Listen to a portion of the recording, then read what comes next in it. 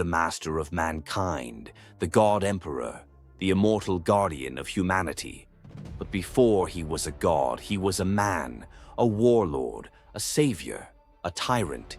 His story is one of immense sacrifice, glory, and tragedy. Today, we dive deep into the life of the Emperor of Mankind, his origins, his conquests, his downfall, and his enduring legacy.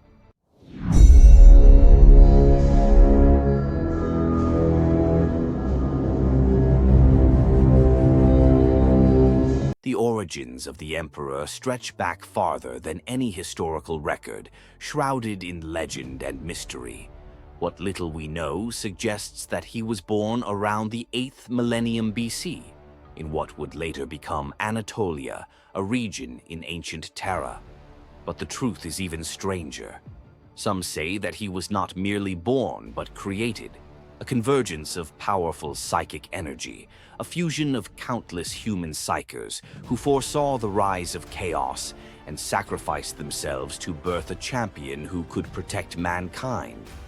For millennia, the Emperor walked among humanity, guiding leaders, kings, and civilizations with subtle influence. He was present at the rise and fall of empires, a silent observer and architect of human progress. He experimented with genetics, refined his understanding of psychic power, and prepared for the inevitable wars to come. Yet, even as he watched mankind expand, he also saw its corruption. Petty rulers warring over power, entire civilizations collapsing under their own hubris. The Age of Strife was the culmination of this decay, and it was then that the Emperor knew he could no longer remain in the shadows.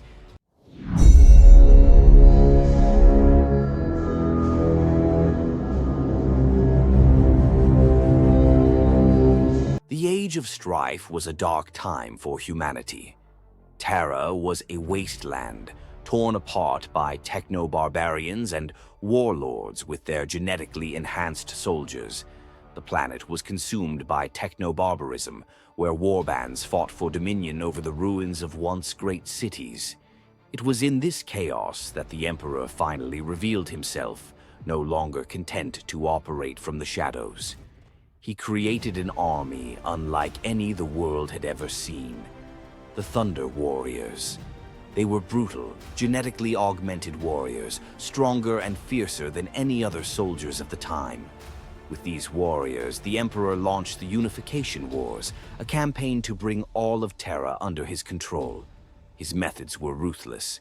He annihilated rival warlords, crushed resistance, and imposed his rule with an iron fist. Entire populations were either brought to heel or wiped out. Those who opposed his vision for humanity were eradicated, leaving only the strongest and most disciplined to serve in his new order.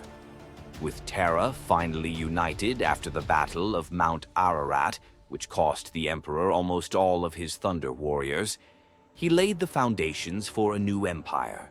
But his ultimate vision extended beyond a single planet. He sought to unite all of humanity under a single, unyielding rule. He would reclaim the lost colonies scattered across the stars, and to do so, he needed an army capable of galactic conquest.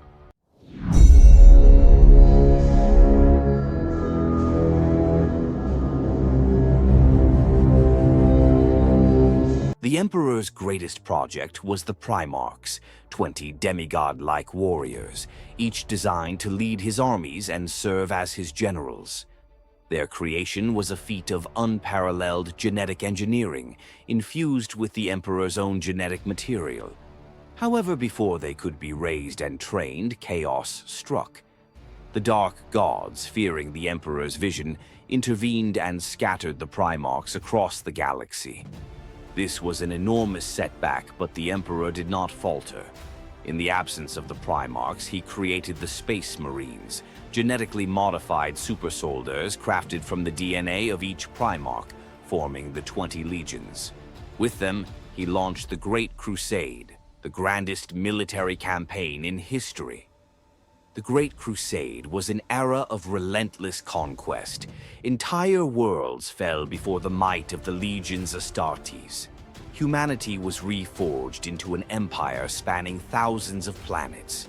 Those who resisted were crushed.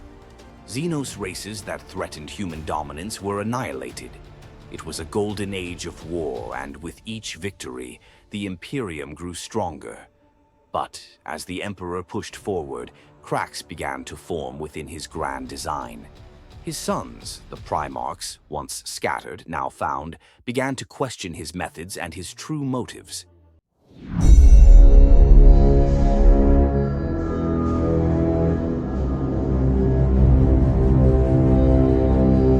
The Emperor's greatest mistake was placing his faith in Horus Lupercal, his favored son and war master of the Imperium.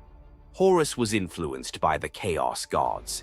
Erebus, a member of the Word-Bearers, used sorcery to corrupt Horus, playing on his jealousy and resentment towards the Emperor. During a ritual on Davin's moon, Horus was shown a vision of a grim future where he was forgotten or discarded, leading him to believe that the Emperor would betray him. This began the War Master's betrayal.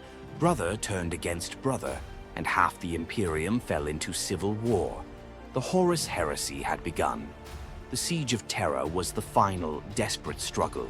The Emperor, alongside his loyal forces, defended the Imperial Palace against Horus's traitor legions. When the Emperor finally confronted Horus aboard the Vengeful Spirit, he hesitated. For a brief moment, he still saw his beloved son. That hesitation nearly cost him everything. Only after Horus struck down his last loyal companion did the Emperor finally unleash his full power, obliterating Horus's body and soul, but sustaining mortal wounds in the process.